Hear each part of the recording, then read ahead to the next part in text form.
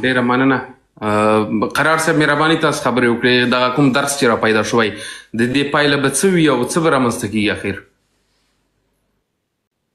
دې باور نه لرم چې طالبانو البته د پاکستاني استخباراتو په منځ کې درز را پیدا کېږي. زما باور دا دی چې دغه استخباراتي پروژه یو خاصیت لري لکه د مار هر څوره کاله بعد پوستکی اچوي. دغه نوې مرحلې مطابق دوی خپل شکل بدلوي. دوی مثلا په هغه اولو وختو کې چې دوی راغلل په 2002 او 2003 او 2004 کې په هغه وخت کې دوی بیخي که ستاسو په یاد دی دغه د یاسر په نامه یو کس دوی مشر درلود. دوی مطلقا د داعشیانو د خوارجو فکر درلود. بیا یو څه وخت تیر سو په دې مرحله باندې بیا بله مرحله راغله چې په هغې کې بیرته هغه وطني طالبان پکې رامخته سول. هغه داعشي فکر والا له دوی له مخه لرې کړی. تاسو په لایف کې شتون لرئ که نه لرئ؟ که تاسو شتون نه لرئ زه لایف پرېږدم. میاخیل صاحب تاسو په لایف کې شتون لرئ؟ جنرال صاحب زه یم اوس راغلم. زه راغلم تاسو پرېږدئ قرار صاحب خبرې وکړي. او زه راغلم اوس راغلم. مهرباني جنرال صاحب یوه هیله دا ده له جنرال صاحب چې بیا کنځله ونه کړي. هر ځل چې زه چېرته په باس کې یم یا دی تښتي یا ښکنځله کوي. دغه دواړه کاره مه کوه. نو کنځلې جنرال صاحب تاسو همدومره هیله مې وکړه په هر صورت دوی په هغې مرحله کې کنځلې کوي په نورو لایفو کې هغه هم ښه کار نه ده. دا صاحب لطفا پرېږدئ چې قرار صاحب خبرې وکړي. کنځلې باید هر سړی چې کنځلې وکړي هغه کوي څه ورته سپینه ملایکه زه چې کوم هم ښه کار نه ده. زه چې کوم هم ښه کار نه ده. په هر صورت نو اوله مرحله کې دوی د داعشي فکر څښتنانو هغه د هغې مرحلې ضرورت ولو چې دوی د القاعده او د داعش په فکر په طریقه باندې روانو. د بلې مرحلې ضرورت سو یو دم هغه خلک پکې ورک سول. ملا دادالله ووژل سو، یاسر له صحنې لرې سو، هغه داعشي فکر والا خلک له صحنې لرې سول. خو بله مرحله کې بیا دا د موږ مولا اسماعیل او دا کندهاري ملایانو دا خلک پکې رامخکې سول. بیا په هغې په یو مرحله دا وچلېدل. دا د مرحلې د ضرورت مطابق استخبارات په دوی کې کله یو ټیم رامخکې کوي کله بل ټیم رامخکې کوي. بیا د قطر د مذاکراتو وخت راغی یو دم ماډرن خلک وو، ږیرې منډۍ کړي وې صاحبه، د ښځو حقوق یې غوښتل، لورانو یې په پوهنتونو کې سبقونه ویل. د دې لپاره چې افغانان بیا تېر ایستل شي بیا د همدغې پروژې په مخ باندې یو بل غلاف راوغوړېد لکه د تیاتر صحنه چې جوړېږي. په دې کې بیا دا د منډیو ګیرو وال راغلل. خلکو ویل چې دا خو ولا عباس سنګزی نه و، دا خو په حقیقت کې امیرالمؤمنین دی و. ځکه چې دغه د مذاکراتو پروسه د مخکې وړله یعنې چیف نیګوشیټر ولو. دا نو سره کم موږ وایو طالبان افراطیان دي. دا خو سړی خو د خلکیتوب بکګراونډ هم لري، منډۍ ګیره هم لري، د ښځو د تعلیم هم هغه د موافق ده، په انګریزي باندې خبرې هم کوي. بیا یې ټول افغانان په دې شي باندې تېر ایستل. موږ فکر کوو چې دا ولاړه که چې د طالبانو حرکت او په حقیقت کې دا یوازې هغه پوستکی ده چې مار یې غورځوي. ځان که لرې د ښکنځا ول مې ورکوه بښنه غواړم. هغه څه شی کوئ دا څه بلا ده. بیا بله مرحله راغله بیا به ستاسو نوبت راشي خپل نوبت کې وغږېږي څه پروا کوي. اسمام یاخیل صاحب ته وویل ما دا لاندې خلک ښکنځلې کوي که میډیټران لري د ښکنځو ول هغه فدا صاحب ګوره ښکنځل خو ستاسو په لیفونو کې خلکو ته کوي وروره. فدا صاحب قرار صاحب بخښنه غواړم. قرار صاحب ګورې فدا صاحب ستاسو په لیفونو کې موږ ته خلک مور خور میرمن او حتی د اسلام نه مباسي وروره. نه موږ خو درته کله مو نه ویل چې دا کومنټونه والا بند کړه. هیله کوم خو زه لګیا یم ورته لیکم ورته یو دقیقه شینواری صاحب مهرباني پرې هغه قرار صاحب مایک بند کړئ. دا ځل کار چا د شینواری د قرار صاحب خبرو کې مداخله وکړه زه اعلان دې خطا کوم. ځکه دلته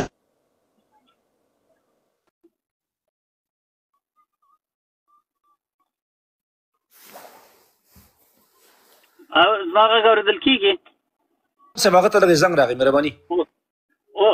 نو بیا هغه مرحله چې تېره سوه بېرته یو بلې مرحلې ته ضرورت سو. کله چې دغه د شیکو خلکو مرحله تېره سوه چې کابل ته راغلل همغه سړی چې چیف نیګوشیټر و موږ فکر کوو چې اصلي امیرالمؤمنین دی ده. چې کله کابل ته راغلو هغه سړی چې موږ فکر کوو چې هغه د خره زوی لرې کوي دا کته کوي دا کته کوي دا پیدا کته کوي. دا وګوره هغه کنځل دومره کم اصل سړی ده. دا مفعول په درناله ته یې وګوره کنځلې وکړلې. دا دومره خبیث ده. دغه تاسې د هېواد جنرال پنجابیانو درته جنرال کړی او په دا سر یې درته پلی ده. او افغانانو او افغانانو قسم په خدای دغه بې عزتې ورځې ته یې ساتلي یاستئ چې اصلي جنرالان مو په بازار کې کچالو خرڅ کړي او ډمان راولي په تاسې د جنرالانو په نامه مسلط کړي. والله بالله دغه استخباراتي توطیه در باندې عملي شوې ده. ورونه خو دا خو پرووکیشن کوي، په بحث خرابوي او قصدن یې کوي او پوهېږي چې د دغو خبرو زور نه لرو، موضوع یې بل طرف ته یوړله، بس راولاړ شي یا چغې بغارې جوړې کړي. هره ورځ دوی په لایف کې دا خو اوله ورځ نه ده چې دوی په لایف کې ښکنځله کړې ده. پرون راغی دغه سړی جنرال صاحب مې خطاب ورته وکړ، جنرال صاحب، په دې خاطر چې یوه لازمو خبرو ته پرېږدي. دا نه چې رښتیا موږ ته دی لکه د پنجابیانو جنرال را باندې راوتاپه او موږ هم جنرال ومانو. چې راغی څنګه دوه خبرې مې وکړې، پوه شو چې والا خبره خو بل طرف ته ولاړه، درڅ کنځای وکړه. کنځای وکړله بیا پسې وتښتي. په عمر ولا که دی د ما په هغه کې پاته سوی په باس کې. دغه دا د 3-4 کاله کېږي چې دی په ټویټر کې مار بحث ته زه څنګه راسم یو کنځله وکړي وتښتي. او دا یوې د ټینګ نه ده د خبرو لپاره چې څوک منطق ورسره وایي. په هر صورت بیا چې دوی دغه ته راغله، زه به د خپل بحث خلاص کړم.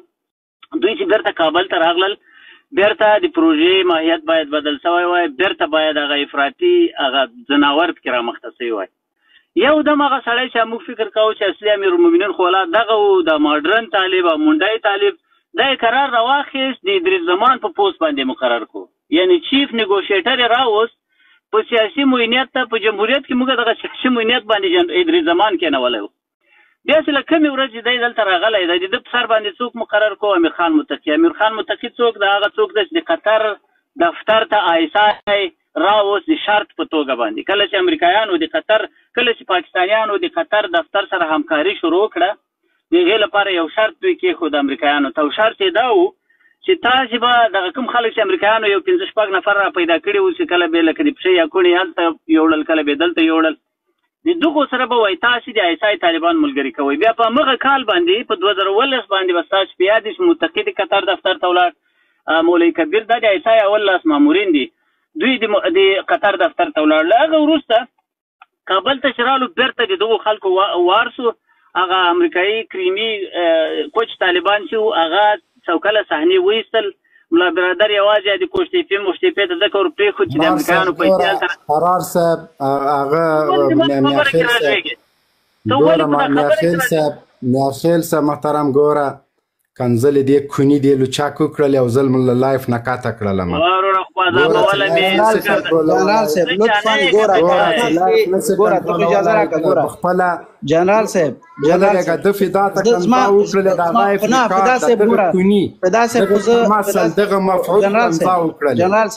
جنرال صاحب لطفا ګوره زه فدا صاحب خو اول خو د قرار صاحب دی چا نستاسو خبرو اجازه راکړه. ګوره دغه مردګه ور واچوله، خو ته اجازه راکړه. ګوره تاسو چې کنځلې کوئ مجبور زه بیا دغه تاسو نو دا اسلامي اخلاق دي چې ته جواب تاسو اوس دغه کنځلې دغه مفعول کنځلې ونه کړلې، تاسو د خبرو تسلسل خرابوي.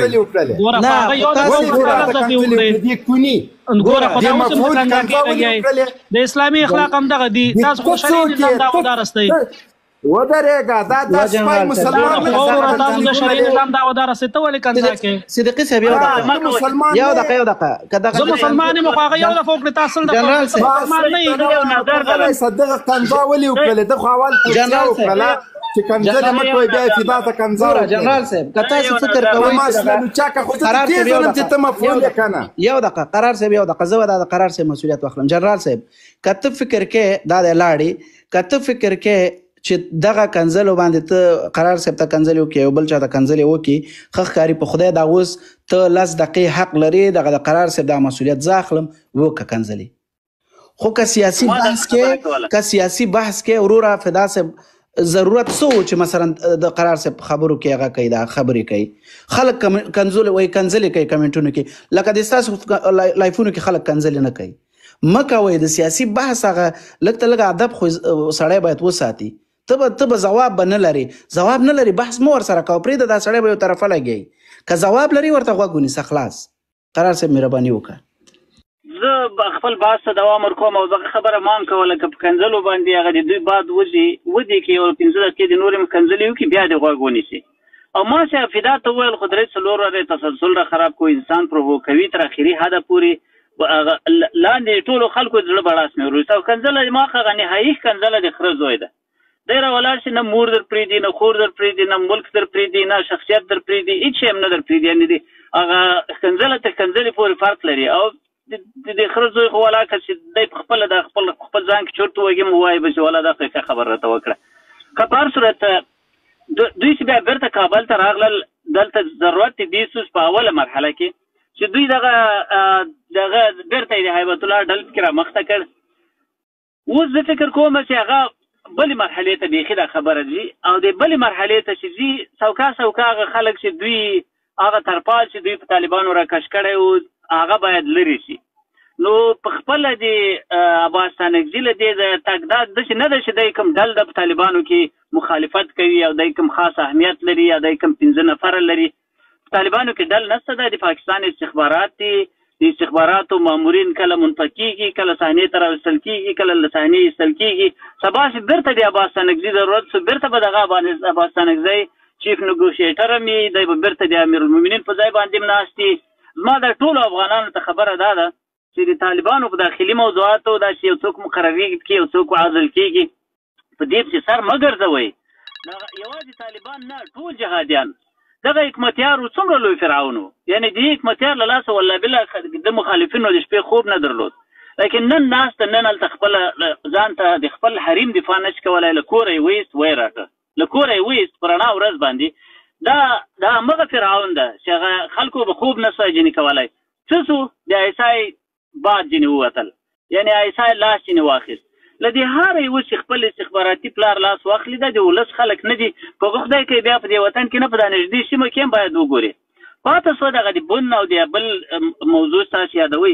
زه خو اول دې خلکو ته وایم چې که چېرته دوی اکثره دا خبره کوي تواب عبدالله هم دا خبره وکړه نور هم چې په بن کې که حزب اسلامي ته اجازه ورکړی شوی وای په بن کې که طالبانو ته اجازه ورکړی شوی وای دې معنا دا ده چې یعنې که تاسو ته په قدرت کې برخه درکړی شوی وای بیا نه جهاد و نه اسلام و نه کفر و نه صلیب و هېڅ شی هم نه ولو بیا خیر خیرت و یعنې ټوله خبره د څوکۍ تخت په ځان باندې عریضه کوئ که په بن کې ماته یو چوکۍ موقع را کړې وای بیا زه مسلمان نه وم او که نه بیا زه درته مسلمان کېدم بیا مې وژلی له یوې مخې بیا م په بازارو کې بمونه درچول بیا کفر به بیا دلته موجود وای که طالبان په اوله مرحله کې کورو پرېښودل شوي وای بیا به نظام مسلمان و او رښتیا هم دغه شي دغه ملا ناصر و او زه په دې باندې اعتراف کوم طالبان امریکایانو نه پرېښودل په افغانستان کې د دې لپاره یې نه پرېښودل چې موږ ته یې افغانانو ته یې غم جوړو او د افغانستان اول رئیس جمهور حامد کرزي په دې باندې بیخي ډېرې بغارې او چغې وکړې بیخي ډېر د امریکایانو څخه شکایت وکړو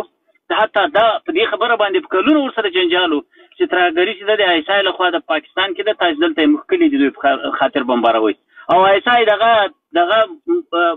مشکل به افغانستان ته په همدې شکل راوړ چې خپل مردار خواره بیا راولېږل د خلکو له کورو به یې په ډزې کولې او دلته به یې ټوله نړۍ همدوی ته راوستې وه همدې ترهګرو راوستې وه درېیمه خبره دا ده چې د هغه کیسه چې کوي دوی چې کمونستان او دا و هغه و ګورئ موږ نه له خلکیانو دلته دغه حالت لیدلی نه مو ولاکه له جمهوریتیانو لیدلی نه په خپله طالب چې دی ما مخکې مو ویل چې دی په خپله صلاحیت لري خبره دا ده لوی قدرتونه چا افغانستان ته راکش کړل ولې راکش کړل په اوله مرحله کې د داود خان په وخت کې دی وایي عیسی څه شی ده جنرال مبین رئیس 4 وارې وویل چې عیسی څه شی ده عیسی همغه ده چې هغه 12 نفره جهادیان یې بوتلل کرنل امام او نصیرالله بابر درته وروزل او نن یې د افغانستان دغه ورځ کړه یو معزز هیواد یو داسې هیواد چې د اسیا اروپا ورته ویل کېدله غریب اروپا ورته ویل کېدله دغسې یو هیواد مو راواخیست دغه د پولۍ ټک تم کېنه او دغه ته وایي عیسی له همغه وخته عیسی افغانستان ته د روسانو پښه راکش کړه ورسې وی ګورئ د ریچارډ نیکسن کتاب وګورئ ورسې د په دې اړه باندې د جنرال یوسف کتاب وګورئ تاسو ورسې د حمید ګل مصاحبې وګورئ ورسې د کرنل امام کتاب وګورئ دا ټول درته وایي چې عیسی دلته په افغانستان کې عیسی د لوی قدرتو پښه افغانستان ته راکشوله حتی تر جهادونو مهادونو ډېر مخکې د عیسی پلان دا ولو زه د حسین حقاني د میګنیفیسنټ ډیلیوژنس کتاب راواخلی هغه اول چپټر کې دا خبرې ټولې کړي دي چې څه ډول عیسی کوشش کوو چې غربي نړۍ وډاروي په افغانستان کې اردو که قوي سوله دا د روسانو کم ته تلای شي او داسې د غرب ګټو ته تاوان پېښولی شي. په دې خاطر باندې آیسای زرګر د امریکایانو له غرب پیسې او امکاناتو وسلې اخیستې او په همدې شکل باندې دوی روسان تاسو ورسئ د ګروموف په کتاب کې د هغه ترمنځ چې کله په هرات کې فتنه جوړه سوله د قیام په نامه باندې هغه د آیسای فتنه وه دا را جوړه سوله.